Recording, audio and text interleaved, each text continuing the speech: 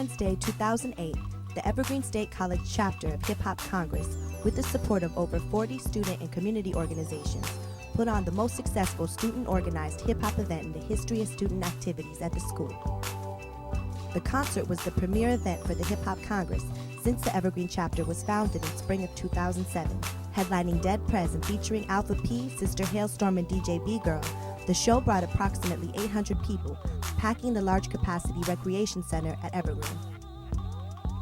Student organizers worked hard to ensure the highest possible level of community collaboration and campus preparedness, according to the policies, procedures, and training provided and outlined by student activities at Evergreen State College. Following the event, an uprising broke out involving hundreds of concert goers and various law enforcement agencies who were called on the scene after what began as a peaceful protest. This video is the result of our own independent investigation on what happened that night.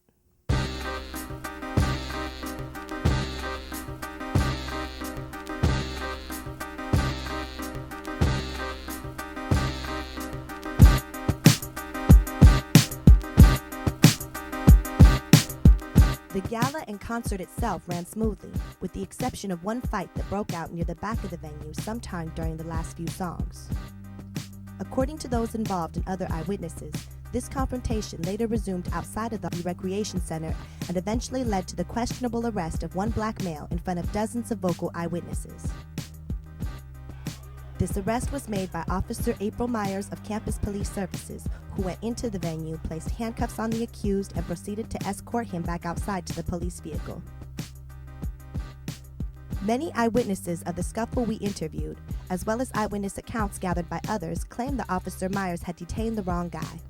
Although she wasn't present during the incident, Officer Myers' own account of the events that followed supports that of most of these eyewitnesses. I got up on the carriage.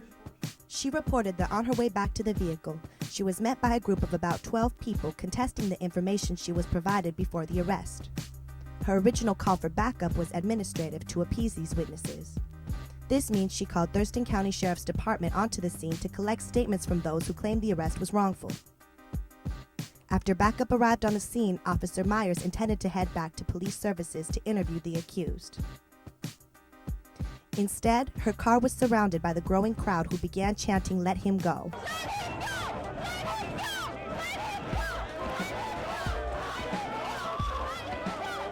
According to Officer Myers, a Thurston County deputy then knocked on her window and suggested that due to the growing public safety concern, she should identify and release the accused on the scene. It is at this point that the official police reports appear to diverge from the eyewitness accounts. This footage shows Officer Myers in blue identifying the suspect on the scene, and the Thurston County Sheriffs in black attempting to defuse the still growing crowd. It is when the second wave of backup, Olympia Police Department, arrived, pushing through the crowd and using pepper spray, that the protest turns violent. Why Officer Myers omitted Olympia Police Department's role in this escalation in her statement is unclear. However, it is apparent that the efforts of the three present police agencies at that time were not coordinated, a fact which certainly contributed to the confusion that incited the uprising. I took him out of the car, uncuffed him. I got a face full of pepper spray exactly after I uncuffed him. So the deputy saw that I couldn't drive safely. She jumped into my car, and the crowd had dispersed enough where she got my car out of that crowd situation. However, she went back to get her own car, and they wouldn't start.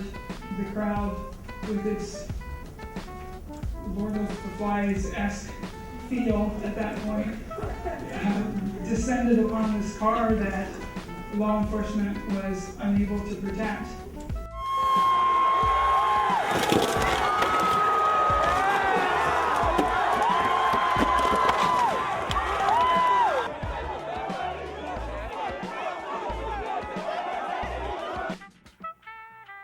Another contributing factor was the timing of OPD's use of force.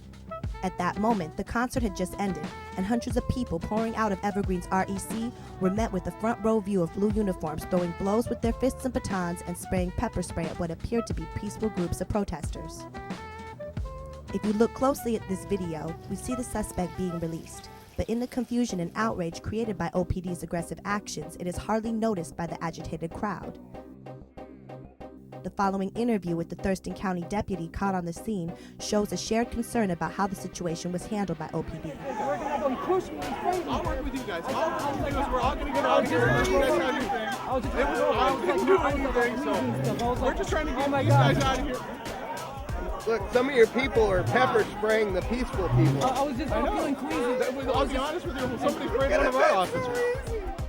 Despite the overwhelming evidence on film that OPD had a decisive role in escalating the situation to a violent confrontation that night, there are striking inconsistencies between eyewitness accounts of the event and accounts being offered by police agencies. Footage we collected confirms that by the time the riot police arrived Friday morning, the crowd was largely dispersed, aside from a few documentarians and the student cleanup crew. Yeah, why is it so loud?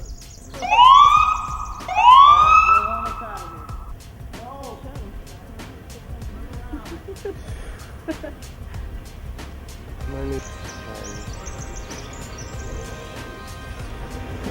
not prepared for what's going to happen tomorrow. Whoa, what the hell?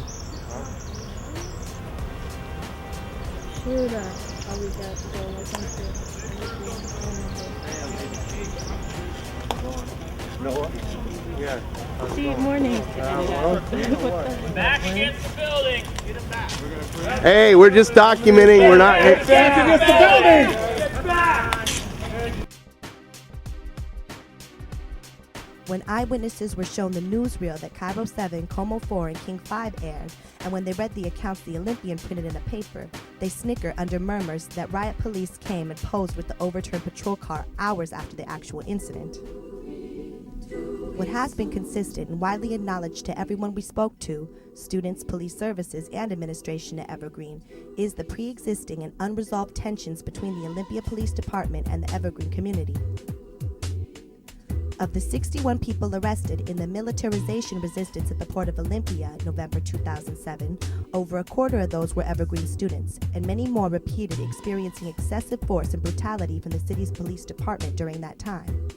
It is within these circumstances and this historical context that the uprising after the Valentine's Day concert took place, and it would be a shame to allow the turn of events that Friday morning to overshadow the ultimate success, positivity, power, and promise this show presented for the Evergreen community. We offer the results of our inquiry not only as community media producers and advocates of hip-hop culture, but also as supporters of the movement towards universal restorative justice and proactive restitution.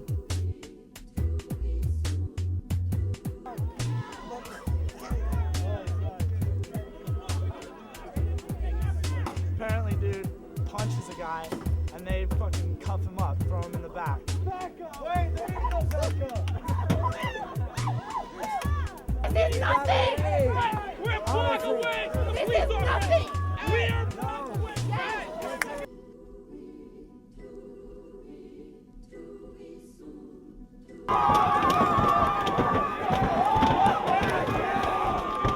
And they fucking cuff him up, throw him in the back. So we sit there, we don't let him leave, right? We need peace. We need more peace, and we need even more peace because it's a hurt of the world.